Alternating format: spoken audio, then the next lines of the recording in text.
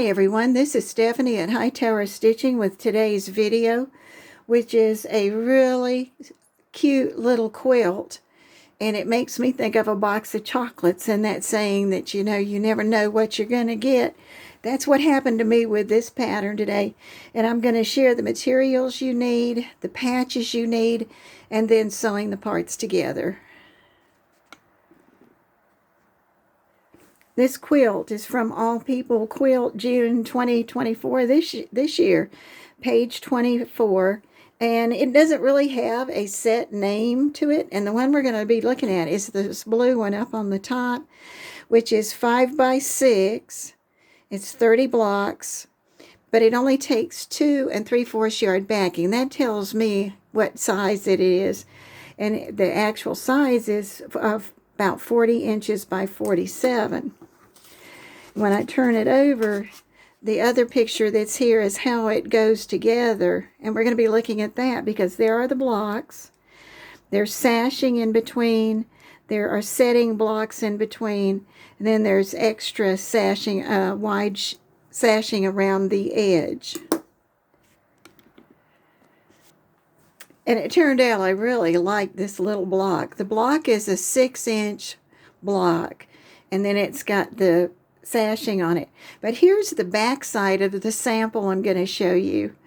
It turned out so cute. I didn't do every part of it, but I did the blocks inside of the block. I wanted you to see that because when you see the front, it's not going to be what you expect, I don't think.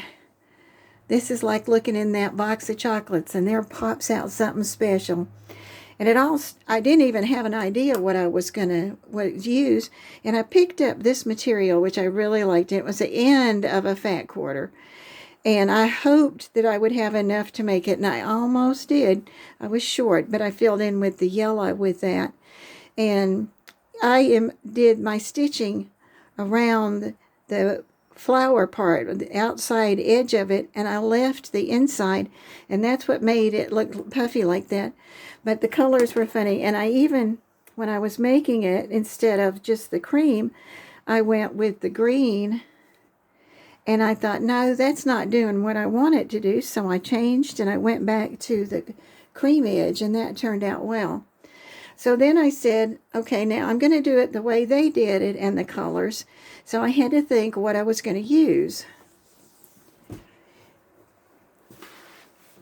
And I picked up this green, which was with another color, a rose color, really bright and everything. And I said, wow, that'd be a knockout if it would work with the two dark colors.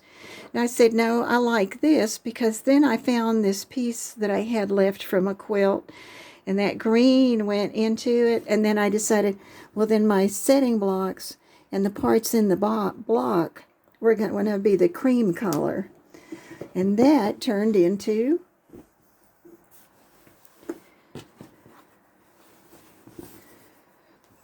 this. And this is the actual width, which you can't quite tell because it's so close up, of the quilt, because it's got 5 blocks across and 6 up and down. And you can see I've got my sashing in there already, and I put my setting blocks. You can make all of your blocks and then do your sashing and add it to it. But because I didn't know how big this was going to be, if I was going to run out of material, I just started and I made my sashing and my setting stones, my setting blocks, and as I went, I added them on, and that worked out really well. But you could sew them together because you're going to sew them together with one of your strips, and then come back and add the top and add this one down here when you get ready. But what a difference that makes, because now this is back to having the center block and the background be the same. I've got a cream that draws your eye to the center, and then I have a darker color that finishes it off and makes it have this nice shape in there, because this is a triangle, half triangle square, and that's going to be one of the blocks that we make.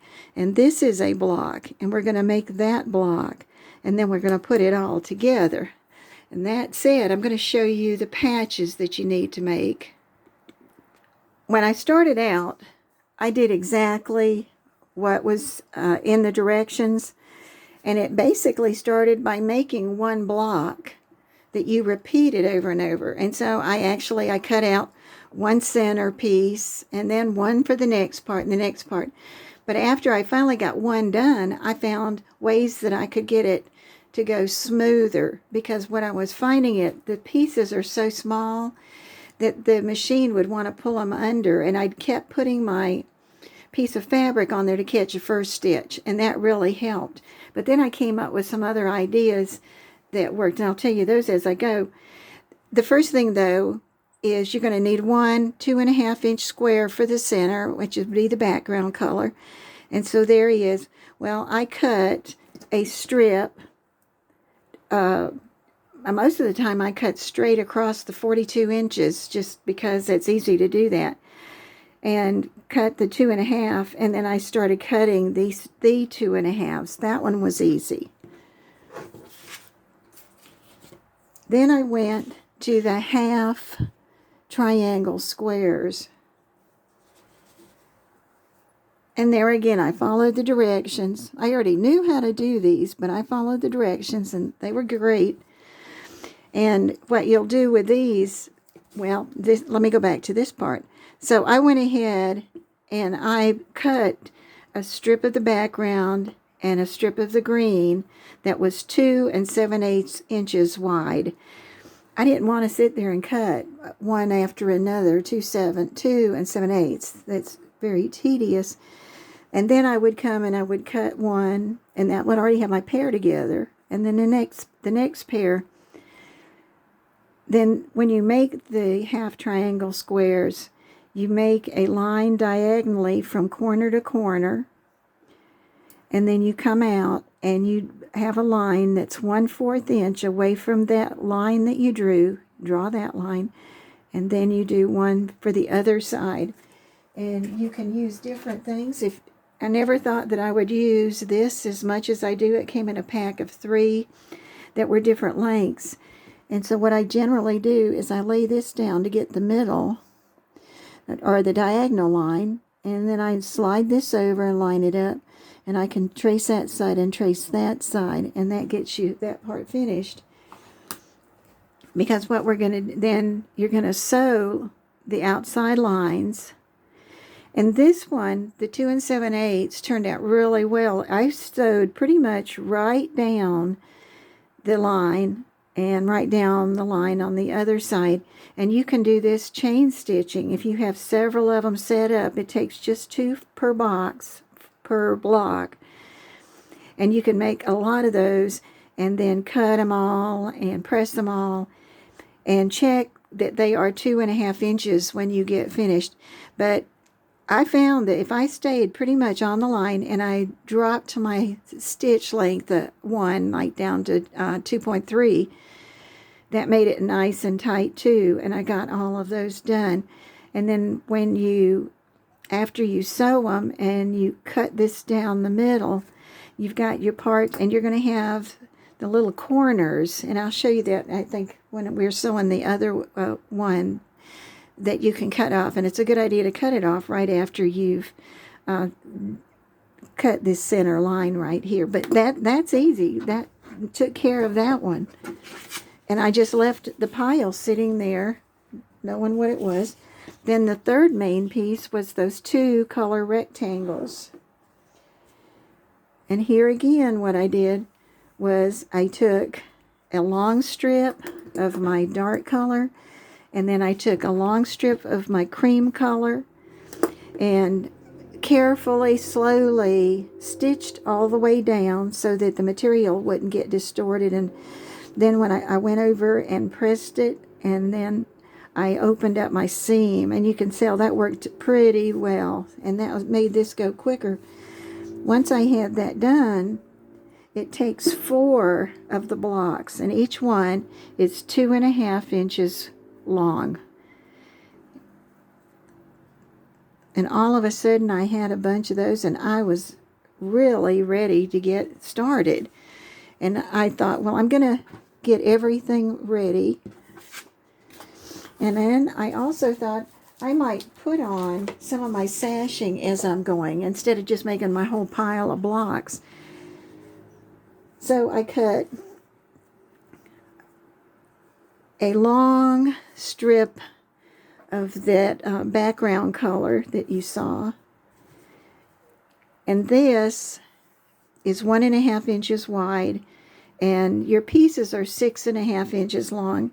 And the only thing that I did differently on this pattern is I made it about 6 3/4 instead, because I think I was going with the grain, so I didn't have any give.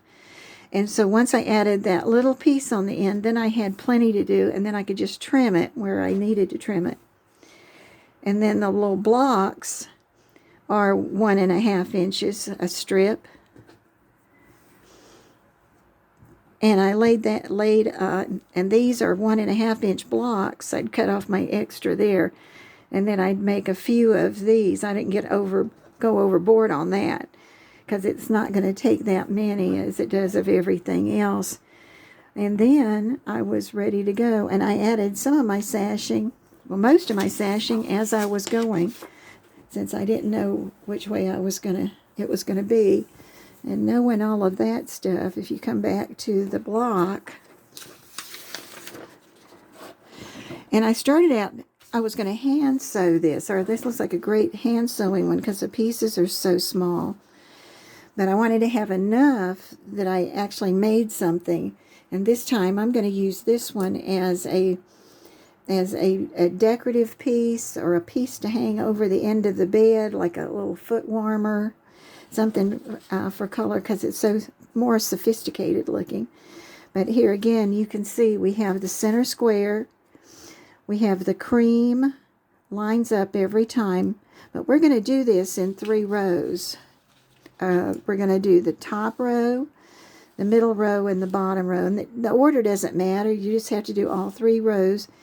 Once you get this row together, and this one, then you can start putting those rows together. And it goes really quick, and then it's ready for you to press. And I found that I could just press it from the front side carefully, and it would lay.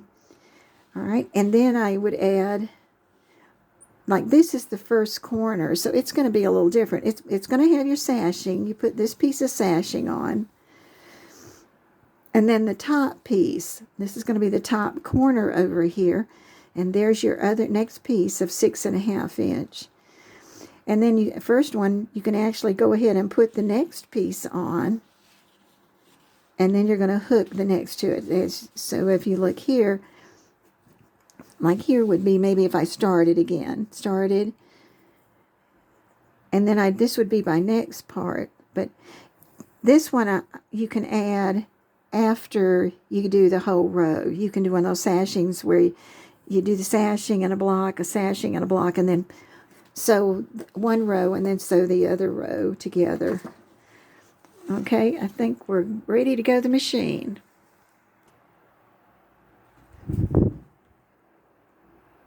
Okay, I was making sure that it was on. I did this morning one time, and I actually reversed the on and the off. So it was kind of funny. There was no miracle, and it didn't turn on by itself. We're going to start, and here's where I'm going to start. I've got my triangle squares, my center, my 2 color blocks, and then I have my sashing if I want to use it. So the first thing that was easier for me to do is the cream's got to be towards the center. So look at it, and then come and turn it. And then put your stitch catcher down there to catch your first one, because these are really short, being just 2.5 inches. And if it eats up some of your beginning, you either got to make another piece. All right. There's chain stitching that you can do with this. We've got that put together. All right. Now, row 1 and 3 are the same, and you're going to take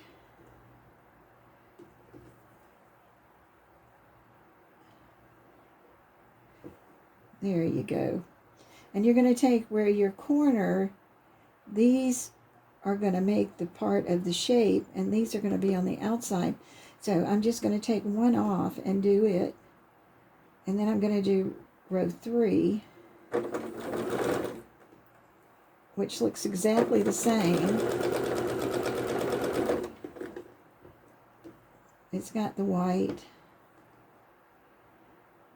And that one goes together. Now he looks like one I probably should have trimmed a little bit. Not the top, but the bottom.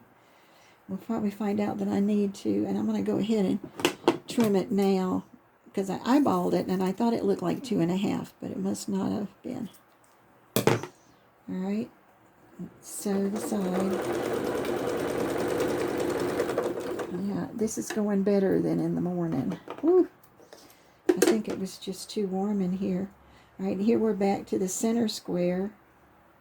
Now I'm going to finger press these open. Alright, I've got another one left. The cream's going to be towards the middle. I've already got the chain of things going, so I'm just going to connect it on there.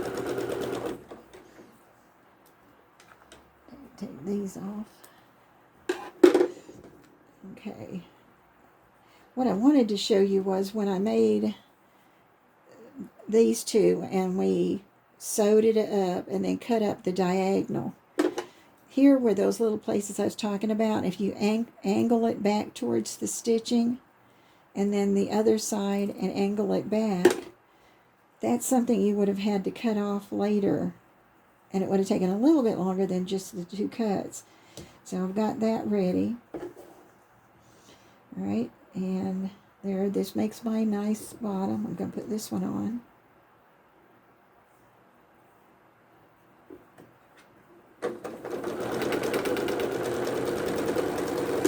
And you could even start with the square in the middle. So there, that looks great. And do that first, because then you could sew 2 of your rows together, like 1 and 2, or. But I wasn't so worried about that. This was just going so well. This is the last piece, so this makes the 9 pieces for the inner square. No sashing.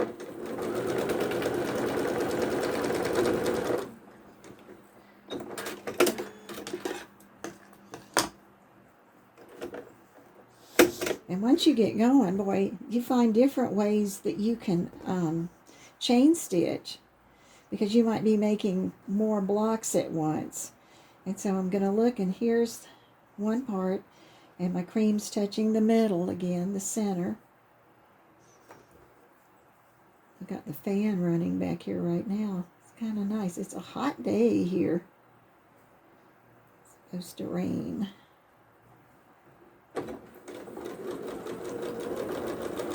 And lots of times I'll pin it, but this one was looking like everything was going to fit. And you can either open those seams, or you can pull one to one side, and then the one on the bottom to the other side. Either way works to lock in where we're going to go. Okay, now I do have to cut this because I've only got one more row to go. Oh wow, this is turning out good. First time I did it this morning, I did that upside down. And I thought I had paused it to go and fix it. And I came back and all of it, I couldn't believe it. I was talking about the wonder of video. But I was talking to myself, apparently. I'm going to do this one way and one the other.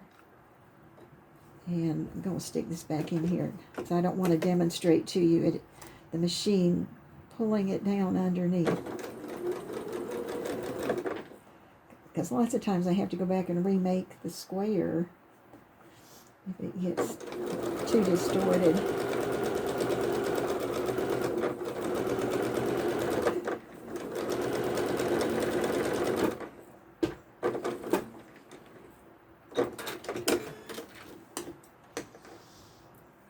Alright, voila, there it is. Now I'm going to take a break and I'm going to go and do a press. All right, there's our block. That was quick. I'm going to take one of my strips, my 6.5 inch strips, and I'm going to set it over here. And you can see what I mean, that this one is actually that little larger strip, and it works right across there. So I'm going to take, I turned it over because I've got some pieces I want to make sure they lay flat. When I pressed from the front, some things went one way and some went the other.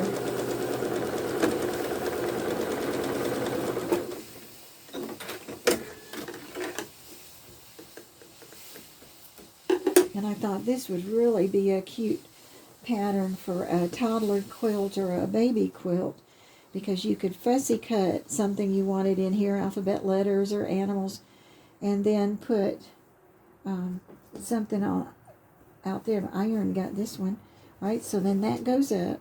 Now I'm still working on the corner. So for this corner, I can't start right there. Well, you could, but then you might change your mind. But what you'd want to do is take one of your setting blocks and stitch it across, and then it would press it over, and then it'd be ready to sew on, And then you could go ahead and get your next block, but this one's already ready to have another side put on it, and you'd see that as you went. But you could make all of these middle pieces and then come back and add on the parts that you have.